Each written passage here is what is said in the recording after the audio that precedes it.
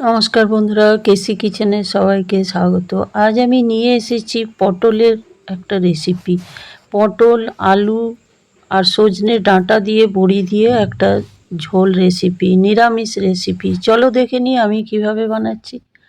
দেখো, পটলগুলো এইভাবে আমি ডুমো ডুমো করে কেটে নিয়েছি। তারপরে একটা বড় সাইজের আলুকে লম্বা করে কেটে নিয়েছি, ডাঁটা কিছুটা নিয়েছি আর বড়িও নিয়ে নিয়েছি। তারপরে এইদিকে একটা কড়াই চড়িয়ে এর মধ্যে সর্ষের তেল দিয়ে দিলাম। তেলটা গরম হয়ে যাওয়ার পর ওই যে বড়িগুলো, সেগুলো আমি সমস্ত বড়িগুলো ভেজে ভালো করে উঠিয়ে একটা বাটির মধ্যে রেখে দেব। এই ধরনের কিন্তু ঝোল পাতলা, হালকা পাতলা ঝোল গরমে ভাতের সঙ্গে খেতে ভীষণই ভালো লাগে। আর সজনে ডাঁটা তো এখন খুবই বাজারে, এখন খাওয়া সজনে ডাঁটা খুবই ভালো। দেখো, আমার বড়িটা ভাজা হয়ে গেছে। ভাজা হয়ে যাওয়ার পর ওই তেলের মধ্যেই আমি 1 চামচ পাঁচফোড়ন দিয়ে দিলাম।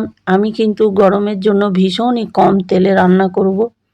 তারপর দেখো, তেলটা গরম হয়ে যাওয়ার পর ওই যে পটলগুলো আমি কেটে রেখেছি সেগুলো আমি ওইটার মধ্যে দিয়ে দেবো। দিয়ে দেওয়ার পর খুব ভালো করে নেড়ে চেড়ে ভাজতে থাকবো। ততক্ষণে এদিকে মশলা করে নিয়ে আমি 1 চামচ ধনে দিলাম, 1 চামচ আমি জিরে দিয়ে দিলাম আর 1 চামচ আমি সাদা সর্ষে দিয়ে দিলাম। এটাই এটার মশলা। তারপরে দেখো, 2টো লঙ্কা আর 1 ইঞ্চি আদা আমি ছুলে এটার মধ্যে দিয়ে দিলাম। দিয়ে দেওয়ার পর ওইদিকে আমি পেস্ট করে রেখে দিলাম। তখন দেখো, আমার পটলগুলো ভাজা হয়ে গেছে। ভাজা হয়ে যাবার পর আমি ওই যে আলুগুলো কেটে রেখেছি সেটাও আমি দিয়ে দিলাম। আলুগুলো দিয়ে দেওয়ার পরে দেখো, ওইখানে আমি পরিমাণ মতো নুন দিয়ে দিলাম।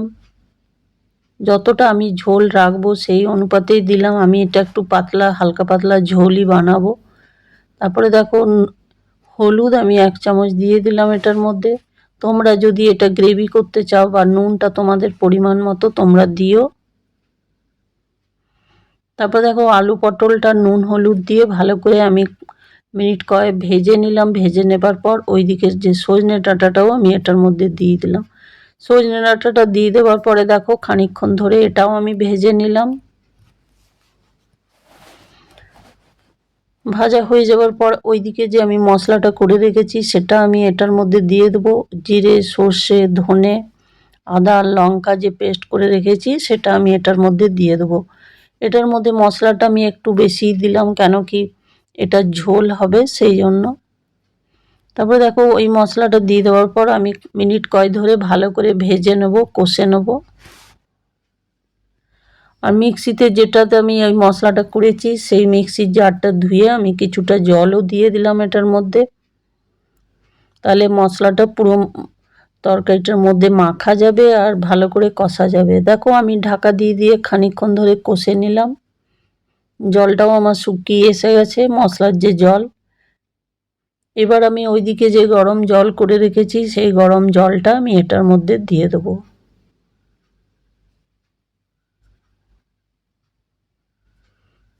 গরম জলটা দিয়ে দেওয়ার পর আমি ঢাকা দিয়ে দিলাম। ঢাকা দিয়ে 5-7 মিনিট ভালো করে ফুটিয়ে নিলাম মিডিয়াম আঁচে। দেখো, আমি ঢাকা খুলে দেখাচ্ছি, আমার আলু বা পটল সবই সেদ্ধ হয়ে গেছে। এটা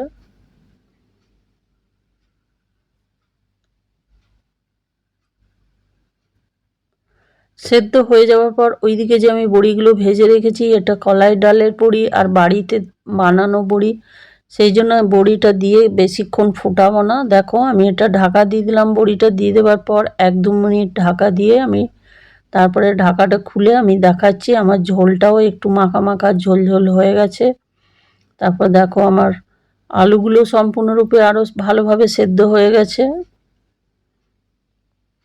তোমরাও এইভাবে একদিন আমার মতো হালকা পাতলা ঝোল বানিয়ে নিতে পারো। গরমে তো খেতে ভীষণই ভালো লাগে। তারপর দেখো, তরকারিটা আমার হয়ে গেছে। এইদিকে আমি রাঁধুনি আর 1